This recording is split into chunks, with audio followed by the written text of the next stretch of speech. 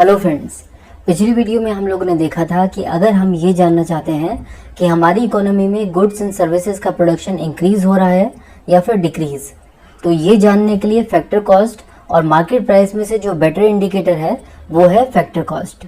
क्योंकि GDP at market price तो taxes बढ़ाए जाने की वजह से भी इंक्रीज हो सकता है और इंडिया में भी जीडीपी को GDP at factor cost he calculate किया जाता था, बट 2015 में जीडीपी को मार्केट प्राइस पर कैलकुलेट किया जाने लगा। पिछली वीडियो में मैंने आपसे पूछा था कि जीडीपी की कैलकुलेशन के इस मेथड को चेंज करने का क्या कारण हो सकता है। तो बात यह है कि ये चेंज इसलिए किया गया था ताकि हमारे देश की जीडीपी कैलकुलेशन को ग्लोबल प्रैक्टिसेस से इनलाइन किया जा सके, क्योंकि वर्ल्ड की सभी मेजर इकोनॉमीज की जीडीपी मार्केट प्राइस पर ही कैलकुलेट होती है। तो अगर हम लोग अपनी जीडीपी को मार्केट प्राइस पर कैलकुलेट करेंगे तो हम अपनी जीडीपी ग्रोथ को बाकी डेवलप्ड कंट्रीज के साथ इफेक्टिवली कंपेयर कर पाएंगे। इनफैक्ट ईयर 2008 में यूनाइटेड नेशंस के एसएनए यानी सिस्टम्स ऑफ नेशनल अकाउंट्स ने भी इंडिया को अपना जीडीपी मार्केट प्राइस पर ही कैलकुलेट करने के लिए रिकमेंड किया था। तो ये तो था वो रीजन जिसकी वजह से 2015 के बाद से हमने जीडीपी को मार्केट प्राइस पर कैलकुलेट करना शुरू किया। अब क्योंकि ये क्वेश्चन मैंने आपसे पिछली वीडियो में पूछा था तो वहां पर इससे रिलेटेड कई सारे आंसर्स आए थे। उनमें से 3 लोगों ने करेक्ट आंसर दिया है। इनका नाम है आसिफ खान, पूजा कर्ण और शिवम श्रीवास्तव। तो चलिए बढ़ते हैं आज के टॉपिक पर। तो जैसा कि हमने कहा कि फैक्टर कॉस्ट जो है वो एक बेटर इंडिकेटर है ये जानने के लिए कि क्या हमारी इकोनॉमी में गुड्स और सर्विसेज का प्रोडक्शन इंक्रीज हो रहा है या नहीं।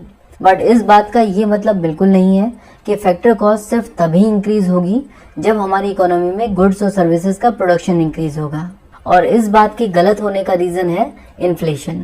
चलिए देखते हैं कि इन्फ्लेशन किस तरह फैक्टर कॉस्ट को अफेक्ट करके हमें बढ़ी हुई जीडीपी वैल्यू देता है। मान लीजिए ईयर 2020 में लैपटॉप की कॉस्ट थी 10,000 रुपीज और इस पूरे साल में सिर्फ एक ही लैपटॉप बनाया गया। इसके बाद ईयर 2021 और ईयर 2022 में भी सिर्फ एक ही लैपटॉप बनाया गया, और मान के चलते हैं कि इन ईयर्स में इन्फ्लेशन की वैल्यू थी 10%, यानी हर साल चीजें 10% महंगी हो जाएंगी।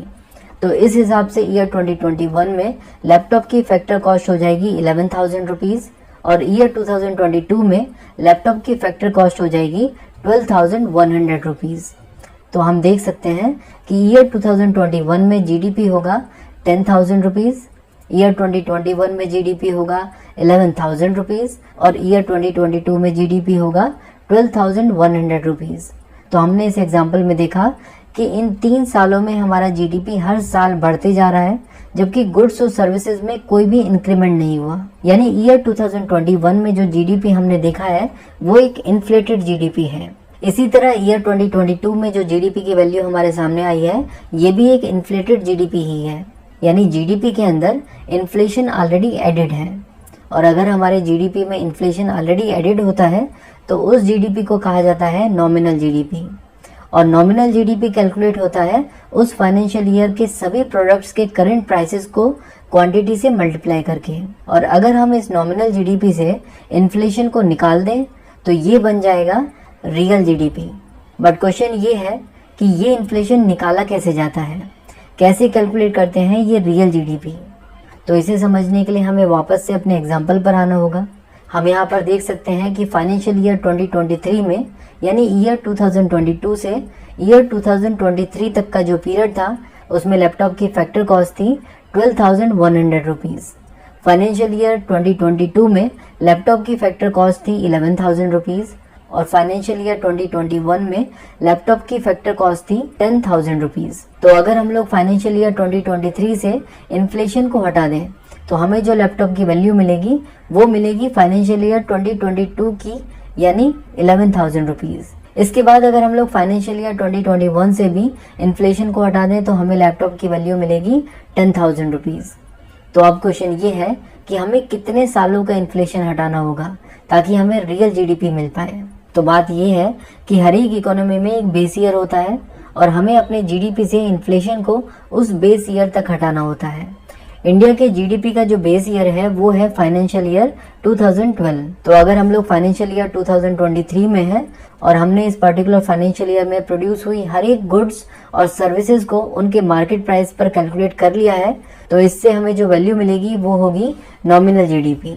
और क्योंकि हमारे एग्जाम्पल में तो सिर्फ एक लैपटॉप ही प्रोड्यूस हुआ है, तो इस पूरे फाइनेंशियल ईयर का जो नॉमिनल जीडीपी हुआ वो हो गया 12,100 रुपीज। और अगर हम हमारे देश की रियल जीडीपी को कैलकुलेट करना चाहते हैं तो हमें इस नॉमिनल जीडीपी वैल्यू में से फाइनेंशियल ईयर 2012 से लेकर अब तक का पूरा इन्फ्लेशन हटाना होगा, और ये इन्फ्लेशन हटाया जाता है जीडीपी डिफ्लेटर द्वारा। एग्जाम्पल से समझने के लिए मान लीजिए कि जीडीपी डिफ्लेटर की वैल्यू है 10, तो रियल जीडीपी को फाइंड आउट करने का जो फॉर्मूला है वो है real GDP is equal to nominal GDP divided by GDP deflator. तो ये हो गया 12,100 रुपीज डिवाइडेड बाय 10, तो वैल्यू निकल कर आई 1210 रुपीज। इसका मतलब रियल जीडीपी हुआ 1210। तो आपने देखा कि किस तरह जीडीपी डिफ्लेटर नॉमिनल जीडीपी की हवा निकाल देता है। तो अब तक के इस पूरे डिस्कशन में हम ये समझ पाए हैं कि जीडीपी दो तरह की होती है, रियल जीडीपी और नॉमिनल जीडीपी। रियल जीडीपी को हम लोग जीडीपी एट कांस्टेंट प्राइसेस भी कहते हैं, क्योंकि हम यहाँ पर इन्फ्लेशन को हटा देते हैं, यानी प्राइसेस को कांस्टेंट कर देते हैं। और हमने ये भी पढ़ा कि नॉमिनल जीडीपी को फैक्टर कॉस्ट पर भी निकाला जा सकता है और मार्केट प्राइस पर भी। इसी तरह रियल जीडीपी को भी फैक्टर कॉस्ट पर भी निकाला जा सकता है और मार्केट प्राइस पर भी। तो इसका मतलब ये हुआ कि जीडीपी को 4 तरीकों से कैलकुलेट किया जा सकता है, और इन सभी तरीकों में से हमारे देश में जीडीपी को कैलकुलेट किया जाता है nominal GDP at market price पर। मार्केट प्राइस पर क्यों कैलकुलेट किया जाता है ये तो हम इसी वीडियो में ऑलरेडी देख चुके हैं, बट मैं चाहता हूं कि आप मुझे कमेंट बॉक्स में लिख के बताइए कि हमारे देश में जीडीपी को नॉमिनल जीडीपी पर क्यों कैलकुलेट किया जाता है। हम लोग अपने जीडीपी को रियल जीडीपी पर क्यों कैलकुलेट नहीं करते। इसका आंसर मैं आपको नेक्स्ट वीडियो में दूंगा।